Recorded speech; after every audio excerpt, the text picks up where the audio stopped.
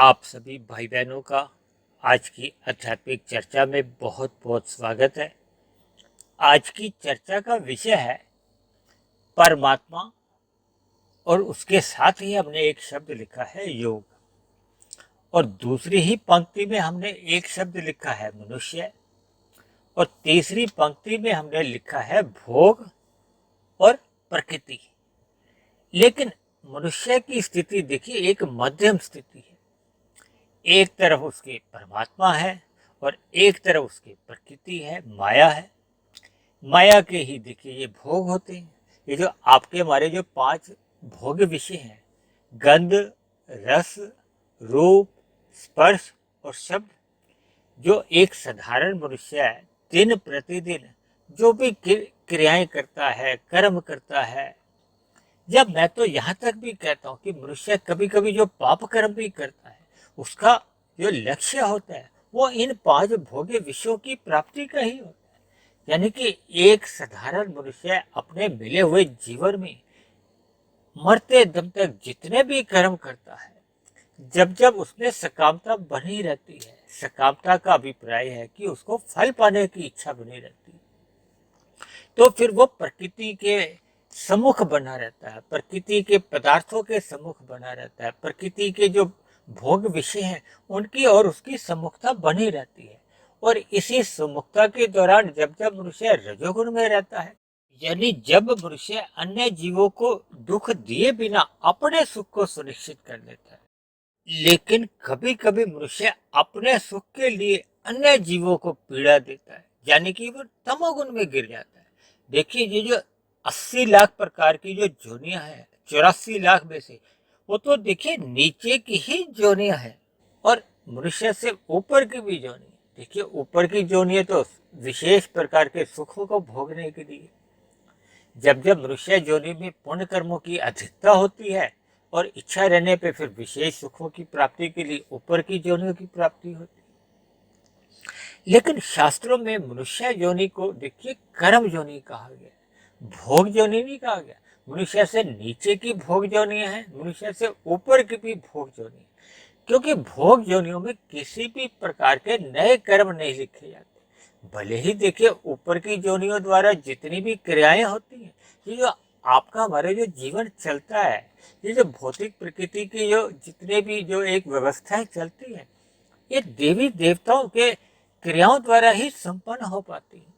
लेकिन फिर भी उनका देखिए कोई पुण्य कर्मों का नया कर्माशय नहीं बनता, और ऊपर की जोनियों में किसी भी प्रकार की साधना भी नहीं लिखी जाती।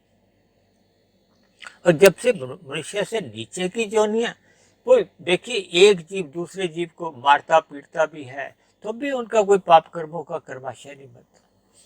नीचे की जोनियों की जो 80 लाख जोनियां बताई गई हैं, उसमें असंख्य जीव हैं। कितने जीव तो देखिए हम अपने घरों के आसपास ही देखते हैं। ये सभी जीव भी देखिए किसी न किसी समय आपके हमारे जैसे मनुष्य जोनि में ही थे, क्योंकि मनुष्य जोनि में उनके द्वारा पाप कर्म अधिक हो चुके थे। यानी कि उनके संचित कर्मों में पाप पुण्य कर्मों का जो एक कर्माशय है, उसमें पुण्य कर्मों की न्यूनता रह जाती है, पाप कर्मों की अधिकता होने से फिर मनुष्य जोनि में मरने के बाद फिर नीचे की जोनियों में दुख रूपी फलों का फल भोगना पड़ता है। और जैसे जैसे नीचे की जोनियों में वो दुख भोगते भोगते पाप कर्मों का कर्माशय घटता जाता है, तब एक स्थिति ऐसी आ जाती है जब वो पुण्य कर्मों के बराबर में आ जाती है। देखिए जैसे पुण्य कर्मों की 35% थे, 65% पाप कर्म थे, तो नीचे की जोनियों में वो 65% से घटते घटते वो जब 35% पे आ जाते हैं, यानी कि जब वो पुण्य कर्मों की बराबरी कर लेते हैं, तो फिर पुनः मनुष्य जोनि की प्राप्ति हो जाती है। देखिए ये कहने में बड़ा आसान लगता है, लेकिन कभी कभी तो देखिए नीचे की जोनियों में लाखों जन्म लेने पड़ते हैं, करोड़ों अरबों, देखिए उसकी कोई संख्या नहीं है। क्योंकि जब तक पाप कर्म घट घट के पुण्य कर्मों की बराबरी पे नहीं आते, तब तक पुनः मनुष्य जोनि की प्राप्ति नहीं होती। और आपको हमें तो देखिए ये एक अवसर रूप में मनुष्य जोनि मिल चुकी है, यानी हम सभी भाई बहनों को इस मिली हुई मनुष्य जोनि का लाभ उठाना चाहिए। यानी कि मिले हुए अवसर का हमें सदुपयोग करना चाहिए। देखिए, परमात्मा ने तो अपनी ओर से ये मनुष्य जीवन देकर ये अंतिम जन्म दिया है। यदि हम मिले हुए वर्तमान जीवन की मनुष्य योनि को साधना करते करते हम मायातीत हो जाते हैं। मायातीत का अभिप्राय होता है कि स्थूल शरीर के रहते रहते जब आपका हमारा जो कारण शरीर है वो समाप्त हो जाता है, कारण शरीर के साथ ही फिर हमारा सूक्ष्म शरीर समाप्त हो जाता है। और स्थूल शरीर की देखिए मृत्यु तो सभी की ही होती है। हम अपने अपने जीवन में कितने ही स्थूल शरीरों की मृत्यु मनुष्यों में ही देखते आए हैं, क्योंकि हम उनके अंतिम संस्कार में जाते हैं तो हम ये विभिन्न क्रियाएं देखते हैं। यानी कि स्थूल शरीर की मृत्यु तो आपके हमारे जीवन में अनेकों बार हम देखते रहते हैं। लेकिन ये जो आपका हमारा सूक्ष्म शरीर और कारण शरीर है, कारण शरीर में जैसा जैसा हमारा कर्माशय बना होता है, कारण शरीर में जैसे जैसे आपके हमारे संस्कार बन चुके होते हैं, उन बने हुए संस्कारों के या कर्माशय के अनुसार फिर मरने के बाद, यानी कि मरने के बाद का मतलब है कि स्थूल शरीर के मरने के बाद सूक्ष्म शरीर, कारण शरीर, आत्मा और परमात्मा के साथ फिर नए स्थूल शरीर का सृजन करते हैं, निर्माण करते हैं। यानी कि उनको कर्मों के आधार पर कह लो, वह बने हुए जो संस्कार हैं जो कारण शरीर में बढ़ चुके हैं। देखिए, जैसे जैसे हम कर्म करते हैं तो उसके संस्कार भी बनते हैं। कर्मों का तो केवल देखिए एक बार उसका सुख दुख रूपी ही फल भोगना होता है, लेकिन ये जो संस्कार है ये बार बार आपके हमारे मन बुद्धि में, यानी कि सूक्ष्म शरीर में ये फुरने जगाते रहते हैं। फिर वो बार बार वही कर्म होने लगते हैं। यदि संस्कार अच्छे बने हुए हैं तो शुभ कर्म होने लगते हैं, यदि संस्कार बुरे बन गए हैं तो फिर बार बार पाप कर्म होने लगते हैं। तो ये देखिए, संस्कारों का और कर्माशयों का ये एक मूलभूत अंतर है। लेकिन फिर भी मनुष्य योनि में जैसा जैसा कर्माशय या संस्कार बढ़ चुकी होती हैं, फिर स्थूल शरीर के मरने के बाद वैसी वैसी ही गतियां होती हैं। देखिए, यहाँ संस्कारों की एक बात और मैं आपको बता दूं। देखिए, जो हम सकाम भाव से कर्म करते हैं उनका तो संस्कार बनते ही है। कभी कभी जब हम निष्काम भाव से कर्म करते हैं, यानी कि हमें फल पाने की कोई इच्छा नहीं रहती, तो ऐसी स्थिति में निष्काम कर्म होने से फिर वो कर्माशय तो नहीं बनता, लेकिन संस्कार उसके भी बनते हैं। क्योंकि देखिए, निष्काम कर्म तो देखिए सदा ही पुण्य कर्म होते हैं, पाप कर्म तो कभी निष्काम हो ही नहीं सकते। तब ऐसी स्थिति में हमारा कर्माशय नहीं बनता, केवल शुभ संस्कार बनते हैं। और कभी कभी देखिए एक स्थिति और भी होती है कि हम मानसिक रूप से चिंतन करते हैं, कभी अच्छा चिंतन करते हैं, कभी बुरा चिंतन करते हैं, कभी विषयों का चिंतन करते हैं, कभी हर प्रकार से जैसा भी देखिए हमारा मानसिक चिंतन होता है, उसका भी कोई कर्माशय नहीं बनता, लेकिन संस्कार मानसिक चिंतन का भी बनता है। इसलिए संस्कारों को मनुष्य को हल्के में नहीं लेना चाहिए। ये संस्कार ही है जो मनुष्य की एक साधना भी आरंभ करवा सकते हैं और अधोगति भी करवा सकते हैं। क्योंकि मनुष्य से नीचे की योनियां हो या मनुष्य से ऊपर की योनियां हो, उनमें केवल कर्मों का फल भोगा जाता है। ऊपर की योनियों में पुण्य कर्मों का फल भोगा जाता है, नीचे की योनियों में पाप कर्मों का फल भोगा जाता है। लेकिन संस्कारों की स्थिति जैसी जैसी बनी होती है मनुष्य के अंतिम जन्म के समय, मरते समय, वैसी ही स्थिति को ताला लग जाता है। यानी कि संस्कार केवल और केवल मनुष्य योनि में ही बनते भी हैं और बिगड़ते भी हैं। इसलिए तो बार बार कहा जाता है कि मनुष्य को अपने मिले हुए जीवन में सत्संग करते रहना चाहिए, सत्संग करते रहना चाहिए। क्योंकि सत्संग की गैर मौजूदगी में अक्सर मनुष्य का फिर कुसंग होने लगता है। कुसंग होने पे क्या होता है कि मनुष्य अज्ञानता में आने लगता है, भोगों की तरफ उसकी सहज ही प्रवृत्ति होने लगती है, और भोगों की ओर प्रवृत्ति अंतोगत्वा देखिए पतन का कारण बनती है। देखिए, अब आज के चित्र पर आप थोड़ा ध्यान केंद्रित करिए। देखिए, ऊपर की पहली पंक्ति में हमने क्या लिखा है, परमात्मा, और उसके साथ लिखा है योग। योग को हमने देखिए सफेद रंग से दिखाया, और बीच में जो हमने मनुष्य की स्थिति लिखी है ना, देखिए हम सभी मनुष्य है ना, हम कर्म करते हैं भोग प्रेरित होकर, क्योंकि हमें ये जो 5 भोग्य विषय है, इनका हमें सुख चाहिए, चाहे हम पाप कर्म करते हैं चाहे पुण्य कर्म करते हैं, तो दोनों ही स्थितियों में वो हमारा आपका कर्माशय बनता है। तो जब हम नीचे की स्थिति में जाते हैं, क्योंकि प्रकृति तो देखिए नीचे है, नीचे का अभिप्राय देखिए प्रकृति को जड़ कहा जाता है, और आत्मा क्या है, हम तो देखिए चेतन तत्व हैं। और परमात्मा के लिए कहा जाता है कि परम चेतन तत्व है, क्योंकि परमात्मा है वो परम आत्मा है, और परम शब्द केवल एक सर्वोच्च सत्ता के लिए आता है। हम आत्मा तो देखिए अनंत है। क्योंकि आज के चित्र में हमने केवल मनुष्य के ऊपर जिक्र किया कि वो अगर ऊपर की तरफ जाता है, यानी कि परमात्मा की ओर सम्मुखता होती है, तो उसकी योग की स्थिति होती है। देखिए योग का अर्थ ही क्या है, जब आत्मा परमात्मा की ओर सम्मुख होती है। देखिए आत्मा भी चेतन तत्व है और परमात्मा भी देखिए चेतन तत्व है। परमात्मा को तो परम चेतन कहा जाता है, क्योंकि एक सर्वोच्च सत्ता है। अब जब हम योग की स्थिति में आते हैं, तो फिर आपकी हमारी ये आध्यात्मिक उन्नति होती है। और ये योग तभी संभव हो पाता है जब वो अपनी ज्ञान में स्थिति में रहता है। देखिए 3 स्थितियां हैं, प्रकृति के 3 गुण हैं, तमोगुण, रजोगुण और सतोगुण। शास्त्रों में कहा गया तमोगुण से 10 गुना अच्छा रजोगुण है, रजोगुण से भी 10 गुना अच्छा सतोगुण है। और इसी आधार पे मैंने देखिए विशुद्ध सतोगुण, जो कि परमात्मा के लिए या आत्मा के लिए कहा जाता है, ये चेतन तत्व है, इनको हम विशुद्ध सतोगुण से भी संबोधित कर सकते हैं। यानी कि आत्मा और परमात्मा ये दोनों चेतन तत्व हैं। और योग जो शब्द है वो देखिए आत्मा और परमात्मा के एक सम्मुखता को कह लो, या जब आत्मा परमात्मा की ओर सम्मुख होती है तो इसको योग की स्थिति कहा जाता है। देखिए योग की स्थिति तो तभी बनती है जब मनुष्य अपने मिले हुए जीवन को साधना में लगा देता है। साधना क्या है, देखिए जब हम सतोगुण से विशुद्ध सतोगुण को अपना लक्ष्य बना लेते हैं। देखिए आध्यात्मिक ग्रंथों में एक दर्शन है योग दर्शन। योग दर्शन में देखिए योग को ही एक प्रमुख रूप से विस्तार रूप से समझाया गया। तो वहां योग की देखिए 5 स्थितियां बताई गई हैं। पहली स्थिति मूढ़ बताई गई है, दूसरी क्षिप्त बताई गई है और तीसरी विक्षिप्त। ये मूढ़ को तमोगुण से जोड़ा जाता है और क्षिप्त को रजोगुण से जोड़ा जाता है, और जबकि विक्षिप्त की स्थिति को सतोगुण से जोड़ा जाता है। और योग दर्शन में कहा गया कि ये तीनों स्थितियां मूढ़, क्षिप्त और विक्षिप्त, इनको योग के अंतर्गत लिया ही नहीं गया। योग की स्थिति को लिया गया है, चौथी स्थिति है एकाग्र अवस्था, और फिर है अंतिम अवस्था समाधि अवस्था।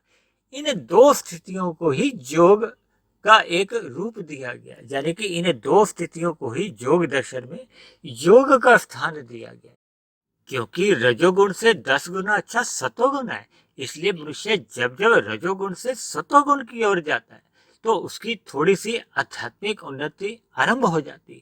देखिए ये जो शास्त्रों में कथा कहानियां, व्रत, त्योहार, देखिए जैसे अभी कुछ दिन बाद नवरात्रे आरंभ हो जाएंगे, इसी तरह देखिए विभिन्न प्रकार के त्योहार आते हैं, दशहरा, दिवाली, होली, या विभिन्न प्रकार के एक कथा कहानियां का वर्णन आता है शास्त्रों में।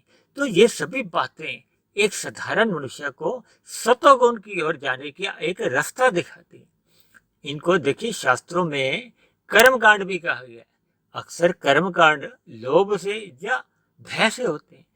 इसको भी शास्त्रों में एक आध्यात्मिक उन्नति की एक प्रथम क्लास कहा गया, क्योंकि मनुष्य चाहे लोभ से परमात्मा की ओर जाए चाहे भय से जाए, ये भी उसकी एक भौतिक विषय भोगों के प्रति एक हल्का सा वैराग्य उत्पन्न करती है। देखिए हमने 2 स्थितियां बताई है ना, मनुष्य की स्थिति के साथ हमने एक दाएं तरफ सफेद रंग का तीर ऊपर की तरफ दिखाया योग की ओर। तो ये योग की ओर क्या है, ऊंचाइयों की ओर ले जाता है। देखिए कोई मनुष्य चाहता है कि वो नीचे की तरफ गिरे, कोई मनुष्य नहीं चाहता, क्योंकि नीचे जाने में देखिए नुकसान होता है ना, और ऊपर चढ़ने में लाभ होता है। आप देखिए लाभ और हानि को भी अगर आप सामान्य अर्थों में देखते हो तो कोई भी मनुष्य अपनी हानि तो नहीं चाहता, क्योंकि अंतोगत्वा जब जब हम ज्ञानमय स्थिति में आएंगे, क्योंकि प्रकृति के जितने भी भोग विषय हैं वो तो देखिए तामसी बताएगी, शास्त्रों में ये जो गंध, रस, रूप, स्पर्श और शब्द, ये जो 5 भोग्य विषय हैं, ये आपके हमारे स्थूल शरीर का निर्माण करते हैं। देखिए शिशु का जन्म कैसे होता है, ये भोग विषयों के कारण ही होता है ना। शास्त्रों में ये जो भोग विषय हैं 5, इनको सूक्ष्म भूत भी कहा जाता है, इनको तामसिक कहा गया। और जो आपके हमारे जो स्थूल शरीर है, इनको भी देखिए तामसिक कहा गया। पृथ्वी, जल, अग्नि, वायु, आकाश, ये स्थूल 5 भूत हैं, इनको भी तामस कहा गया। देखिए तामस गुण, तमो गुण एक निकृष्ट गुण है। हालांकि देखिए भगवान श्री कृष्ण ने गीता में मनुष्य योनि के एक स्थूल शरीर को एक रथ की संज्ञा दी है, यानी कि मनुष्य जीवन का एक विशेष महत्व है। इसलिए मैं अक्सर अपनी चर्चाओं में मनुष्य योनि को एक राजा योनि भी कहता हूँ, क्योंकि राजा योनि इसलिए है क्योंकि ये अन्य सभी योनियों से एक श्रेष्ठ योनि है। लेकिन कलयुग में क्या देखा जा रहा है कि एक साधारण मनुष्य विषय भोगों में ही अधिक लिप्त रहता है, तो उसने इसको भोग योनि समझ लिया। देखिए भोग क्या होता है, जब जब मनुष्य आवश्यकता से अधिक अपने स्थूल शरीर की ओर सम्मुख होता है। देखिए दाल रोटी हमें मिलना एक स्थूल शरीर की आवश्यकता है। यदि हम दाल रोटी के साथ साथ चाहते हैं कि हमें एक और शाही पनीर मिले, मलाई कोफ्ता मिले, रायता हो, सलाद हो, पापड़ हो, अचार हो, खीर हो, आइसक्रीम हो, यानी कि विभिन्न प्रकार के ये भोग्य पदार्थ की इच्छा रखना ही, या दूसरे सरल शब्दों में आप यूं भी कह सकते हो कि एक आवश्यकता से अधिक की कुछ भी हम जो इच्छा रखते हैं वो भोग के अंतर्गत ही आ जाती है। और भोग के जी जो 5 भोग विषय, गंध, रस, रूप, स्पर्श और शब्द, देखिए ये जो 5 भोग विषय हैं, यही मनुष्य का एक पतन का कारण बनते हैं। इसीलिए देखिए हमने जो भोगों को एक नीचे की ओर एक तीर से दिखाया है, यानी कि ये प्रकृति के ये जो भोग हैं, ये मनुष्य का पतन का ही कारण बनते हैं। ये भोगों को मैंने देखिए काले रंग से दिखाया है, तीर भी मैंने काले रंग से दिखाया है, जबकि योग को मैंने सफेद रंग से दिखाया है। भले ही रजोगुण का जो विषय भोग है वो प्रत्यक्ष रूप से मनुष्य का पतन का कारण नहीं बनते, लेकिन अक्सर रजोगुण में जब जब मनुष्य विषय भोगों में लिप्त रहता है तो उसको एक भोगों को भोगने का एक आसक्ति हो जाती है, प्रमाद में आ जाता है, वो व्यसनी बन जाता है। उसमें प्रमाद आने से फिर ये भौतिक विषयों के प्रति उसकी कोई रुचि बढ़ती नहीं है बल्कि घटनी शुरू हो जाती है। देखिए अक्सर आपने देखा होगा कि एक साधारण मनुष्य के जीवन में एक साधना चल रही थी, भक्ति चल रही थी, लेकिन जब उसके जीवन में धन अधिक आ जाता है तो धन अधिक आने से यदि उस धन का वो भोग करता है तो सहज ही मनुष्य के जीवन में जो एक स्वाभाविक स्थिति पहले की बनी होती है उसमें कुछ गिरावट आ जाती है। देखिए मनुष्य प्रत्यक्ष रूप से ऐसी बातें स्वीकार करता नहीं है, लेकिन ये देखिए रजोगुण के जो अंतोगत्वा जितने भी भोग हैं वो मनुष्य को तमोगुण में गिरा ही देते हैं। देखिए भले ही मनुष्य वर्तमान जीवन में उन तमोगुणी वृत्तियों में ना भी गिरे, लेकिन वो जो राजसी भोगों को भोगने के जो संस्कार बनते जाते हैं वो अंतोगत्वा मनुष्य को प्रमाद में ले आते हैं, आलस्य में ले आते हैं। आलस्य में मनुष्य अपने उन कर्तव्य कर्मों का पालन कर नहीं पाता, भोगों के व्यसन या उनके जो संस्कार हैं वो इतने वेग से आते हैं कि फिर ऐसे समय में मनुष्य उन भोगों के बिना रह नहीं पाता और फिर मनुष्य इन छोटे रास्तों का यानी कि तमोगुण में गिर जाता है, अन्य जीवों के साथ चालाकियां करने लगता है, यानी कि अपने जीवन में वो पाप कर्मों में फिर वो लिप्त होने लगता है। देखिए एक साधारण सी कहावत है, जैसा संग वैसा रंग। रंग क्या है, देखिए आपके हमारे कारण शरीर में जैसा जैसा कर्माशय बनता है, जैसे संस्कार बनते हैं वो रंग ही है। और जैसा जैसा हम संग करते हैं, संग अगर हम विषय भोगों का कर रहे हैं तो फिर उसके हमारे बुरे संस्कार हमारे कारण शरीर में बनने लगते हैं।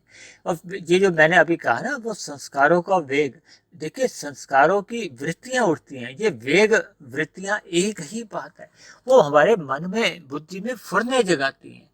फिर मनुष्य दोबारा से वो उन स्थूल शरीर की कर्मेंद्रियों द्वारा कर्म करता है। तो ये जो उसका चक्र है, संस्कार से वृत्तियां, वृत्तियां से फिर इंद्रियों के द्वारा कर्म, और कर्मों से फिर पुनः कर्माशय, कर्माशय से फिर संस्कार। तो मनुष्य इस चक्रव्यूह में ऐसा फंस जाता है कि मनुष्य को अंतोगत्वा वो उसका पतन का कारण बनते जाते हैं। इसलिए मनुष्य जीवन पाकर हमें आध्यात्मिक साधना आरंभ करनी चाहिए। देखिए, आध्यात्मिक साधना आरंभ करने से मनुष्य की दो स्थितियां बनती। एक तो वो आरंभ में देखिए रजोगुण से एक स्वाभाविक उसका एक वैराग्य हो जाता है, क्योंकि वो सत्वगुण में आ जाता है। देखिए, सत्वगुण की स्थिति है 100 की, रजोगुण की स्थिति है 10 की, और तमोगुण की स्थिति है 1 की। क्योंकि शास्त्रों में कहा गया तमोगुण से 10 गुना अच्छा रजोगुण है, रजोगुण से 10 गुना अच्छा सत्वगुण है, और सत्वगुण से भी 10 गुना अच्छा विशुद्ध सत्वगुण है। यानी कि उसको आप 1000 की स्थिति समझ सकते हैं। तो जब मनुष्य चाहे वो कर्म कांड लोभ से करता है या भय से भी करता है, तो उसका सत्वगुण में आना जाना आरंभ हो जाता है। और ऐसे में जब उसको ज्ञान थोड़ा प्रभाव दिखाने लगता है, यानी कि उसका जो आरंभ में सत्संग बेमन से होता है, फिर जैसे जैसे उसका मन सत्संग में टिकने लगता है, तो फिर उसकी ऐसी स्थितियां बनती है कि उसके कर्म कांड भी फिर वो ज्ञान पूर्वक होने लगते हैं।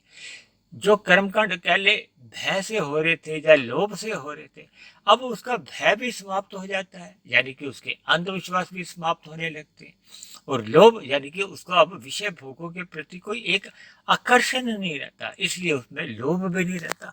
अब उसके जितने भी जो कर्मकांड भी होते हैं वो ज्ञान पूर्वक होने लगते हैं। ज्ञान पूर्वक होने से फिर उसको निष्काम कर्म करने की एक प्रेरणा मिलती है। निष्काम कर्म होने से ही फिर हमारा परमात्मा से एक योग की स्थिति बनने लगती है। देखिए, मैंने बताया ना, एकाग्र स्थिति और समाधि की स्थिति, ये तो देखिए योग की स्थितियां हैं। लेकिन जब मनुष्य विक्षिप्त स्थिति में भी आ जाता है, यानी कि सत्वगुण में भी स्थित हो जाता है, तो ये योग की ओर बढ़ने के एक कदम कह लो। यानी कि जब हम विशुद्ध सत्वगुण की ओर या परमात्मा की ओर सम्मुख होते हैं, तो आरंभ में हमें सत्वगुण में ही स्थित होना पड़ता है। फिर सत्वगुण में जैसे जैसे हमारा अधिक समय स्थिति बन जाती है, यानी कि फिर हमारा विषय भोगों से एक आवश्यक वैराग्य हो जाता है, तो फिर हमारा सत्वगुण का संग अपना प्रभाव दिखाने लगता है। यानी कि सत्संग के प्रभाव से फिर आपकी हमारी बहुत साधना आरंभ हो जाती है। देखिए, क्योंकि ये आपके हमारे स्थूल शरीर तामसी हैं, क्योंकि ये पृथ्वी जल अग्नि वायु आकाश के हैं, और 5 भोग विषय भी तामसी हैं, तो ये इनका तामसी का एक आकर्षण बना रहता है। यानी कि स्थूल शरीर की जो ज्ञानेन्द्रिय है या कर्मेंद्रिय है, इनकी विषय भोगों की तरफ थोड़ा आकर्षण तो देखिए बना ही रहता है।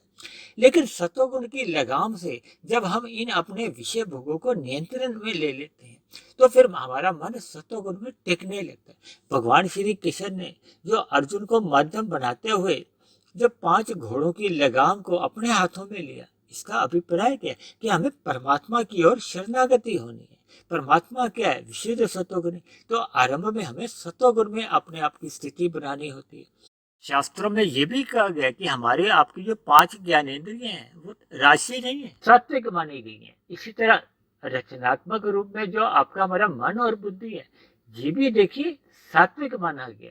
जो आपकी हमारी कर्मेंद्रिय है वो भी तामसी नहीं है, वो रजोगुण प्रधान कही गई, क्योंकि उनमें क्रियाएं होती हैं। क्रिया को रजोगुण से जोड़ा जाता है, जबकि तमोगुण को अज्ञानता से जोड़ा जाता है, पाप कर्मों से जोड़ा जाता है, पदार्थों से जोड़ा जाता है। यानी सरल शब्दों में आपका हमारा जो स्थूल शरीर है वो भी तामसी पदार्थों का बना है, और जो 5 भोग विषय हैं जो आपके हमारे पतन का कारण बनते हैं वो भी तामसी कहे जाते हैं। तो उनमें एक सजातीय संबंध है। लेकिन यदि हम अपने मन बुद्धि, जो कि रचनात्मक रूप से तो देखिए सात्विक कहेंगे, सृष्टि के आरंभ में परमात्मा द्वारा या प्रकृति द्वारा जो हमें ये मन बुद्धि मिलते हैं, ये सात्विक रचनात्मक रूप से कहेंगे, तो इनमें सत्वगुण की प्रधानता होती है, रजोगुण गौण होता है और तमोगुण अति गौण की स्थिति में रहता है। तब ऐसी स्थिति में देखिए हमारा मन जैसे जैसे परमात्मा की ओर सम्मुख होता है, तो ये अपनी मूल स्थिति में रहता है। जब ये अपनी मूल स्थिति में रहता है, तो आपके हमारे जो स्थूल शरीर की जो एक भोग्य इच्छा है वो एक नियंत्रण में रहती है। यानी कि हम अपने स्थूल शरीर की आवश्यकताओं की पूर्ति के लिए ही कर्म करते हैं, और जैसे जैसे हमारा सात्विक स्थितियां मजबूत होने लगती हैं, यानी कि हम साधना आरंभ कर देते हैं, तो फिर आपके हमारे ये निष्काम भाव से ही कर्म होते हैं। तो ये हमारी एक साधना आरंभ हो जाती है, और साधना में हम जितनी अधिक आध्यात्मिक उन्नति कर लेते हैं वो आपकी हमारी एक आध्यात्मिक शुद्ध कमाई मानी जाती है। और ये शुद्ध कमाई हमारे अगले मनुष्य योनि में फिर हमें सुरक्षित वैसी की वैसी मिल जाती है। और यदि मनुष्य योग की स्थिति में अपने आप को नहीं ले जाता, यानी कि मिले हुए जीवन का सदुपयोग नहीं करता, सत्संग नहीं करता, तो फिर उसकी अज्ञानता की स्थिति आने लगती है। फिर जैसे जैसे उसके कार्य शरीर में पहले के जो संस्कार बने होते हैं, देखिए मनुष्य जन्म के साथ ही पिछले मनुष्य योनि के बने हुए संस्कार लेके आता है। यदि उसमें सात्विक संस्कारों की न्यूनता होती है तो वर्तमान मिले हुए जीवन में वो सत्संग करते रहने से अपने सात्विक संस्कारों में वृद्धि कर सकता है। देखिए यदि मनुष्य विषय भोगों में ही लिप्त होता है तो देखिए आपके हमारा जो एक स्थूल शरीर है वो एक समय सीमा के बाद तो वैसे ही उसकी जो स्थूल इंद्रियां हैं, भोगने वाली इंद्रियां, वो भी शिथिल पड़ने शुरू हो जाती। देखिए आपने वर्तमान समय में भी ऐसे ऐसे धनी लोग भी देखे होंगे जिनके पास देखिए भोगों के बहुत ही प्रचुर मात्रा में साधन है, लेकिन एक प्रौढ़ अवस्था का आना एक स्थूल शरीर का एक स्वभाव है।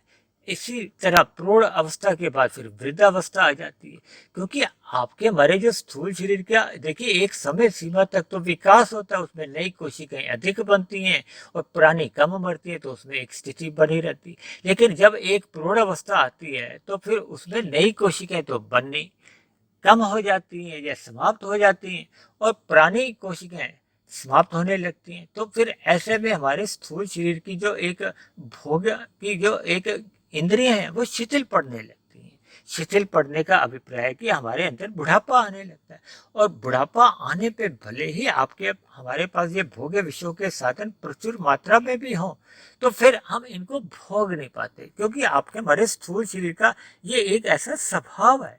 यानी कि स्थूल शरीर तो देखिए एक सीमा के बाद बूढ़ा होने लगता है और उसकी अंतिम अवस्था एक मृत्यु की होती है। लेकिन आपका हमारा जो मन बुद्धि है, यानी कि सूक्ष्म शरीर है और कारण शरीर में हमारे बार बार वैसे संस्कार भोगने के बने हुए हैं, क्योंकि हमने सत्संग किया नहीं तो फिर वो भोगने के संस्कार तो बने ही हुए थे।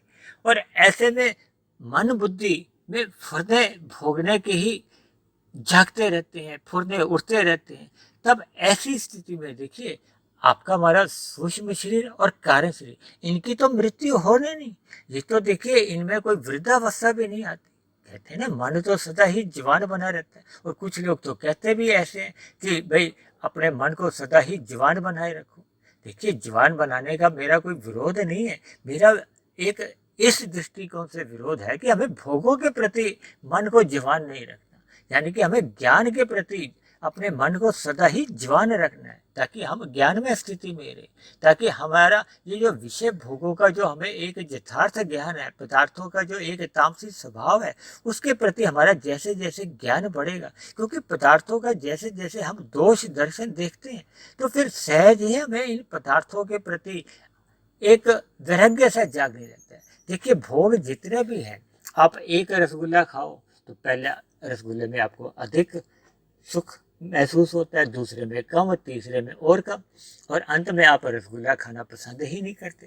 देखिए आप ब्याह शादियों में जाते हो, कितने प्रकार के शेक होते हैं, कितने प्रकार के ड्रिंक्स वहाँ होते हैं, तो आप एक लेते हो, दो लेते हो, तीन लेते हो, तो कहीं तो आप रुकते हो ना।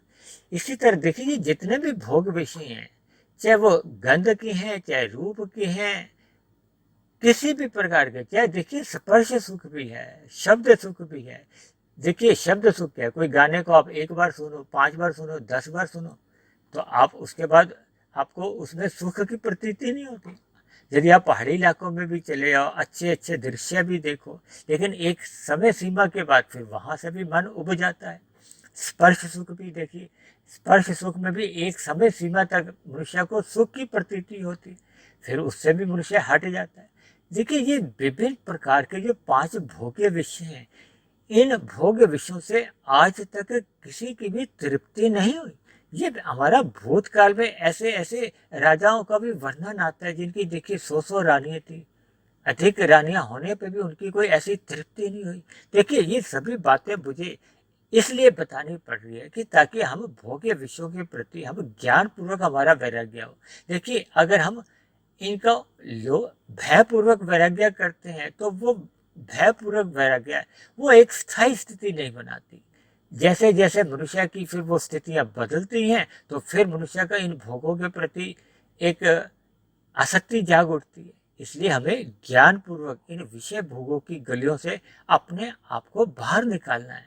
देखिए, ये तभी संभव हो पाता है जब मनुष्य सत्संग करता है। देखिए, आरंभ में सत्संग सभी का ही बेमन से होता है, क्योंकि रजोगुणी गुणों का प्रभाव मन में चिंतन में चल रहा होता है।